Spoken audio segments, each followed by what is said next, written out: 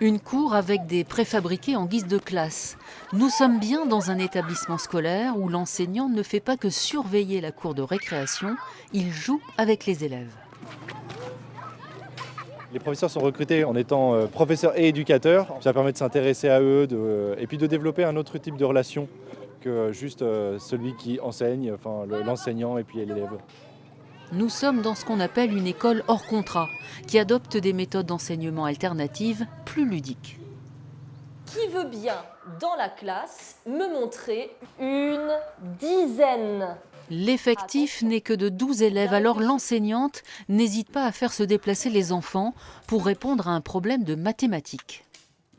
Alors, est-ce que Émile a une dizaine à votre avis? On s'inspire de Montessori, tout est plus petit, tout est à échelle beaucoup plus humaine. Donc c'est ce qui m'a vraiment attirée, c'est un fonctionnement qui m'attire. Il y a une deuxième chose qui m'a attirée aussi dans cette école-là, c'est les pédagogies. Donc le fait de pouvoir choisir la manière dont je voulais enseigner, avec laquelle je voulais enseigner, notamment Singapour en mathématiques, qui est vraiment une méthode qui a fait ses preuves. Les remplaçants rentrent sur le terrain, il y en a 3 qui vont sur le banc des remplaçants. En français aussi, l'enseignant utilise la métaphore du football pour expliquer la nature et la fonction des phrases. La nature, elle n'a pas bougé. Et pourtant, votre place, elle a bougé. Votre travail a changé. L'école Excellence Ruralité, non religieuse, s'installe dans les secteurs à fort taux de décrochage scolaire. Depuis 2017 à La Fère, où 110 élèves sont inscrits du CP à la 3e. La plupart viennent de l'éducation nationale, d'enfants qui étaient parfois dans des situations scolaires un petit peu plus compliquées ou perdus dans une masse un petit peu plus importante. Alors qu'ici, l'avantage d'être dans un climat un petit peu plus familial leur permet de retrouver une place un petit peu plus précieuse. Voilà. C'est bien, ça fait qu'on apprend mieux en faisant des jeux. On apprend des leçons en rigolant aussi, ça peut être marrant. À mon ancienne école, j'avais des notes mais catastrophiques. Puis maintenant que je suis ici, je me mets des 17, 18 sur 20. C'est tout grâce à eux. Tous? Oui. Tous?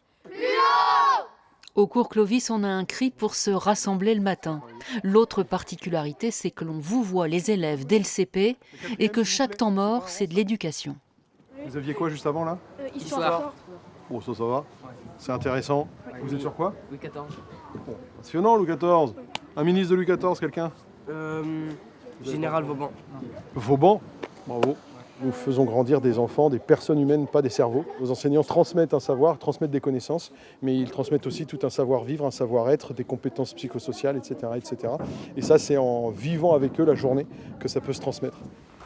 Autre rituel ici à la cantine, la minute de silence, pour casser le rythme après les cours. Bon appétit à tous.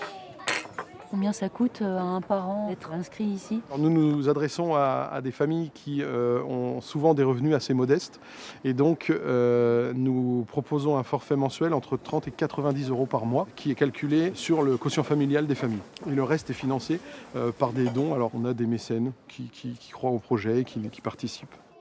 En termes de réussite au brevet, les enfants les plus modestes parviennent à obtenir d'aussi bonnes notes à l'écrit, voire meilleures que dans les quartiers favorisés.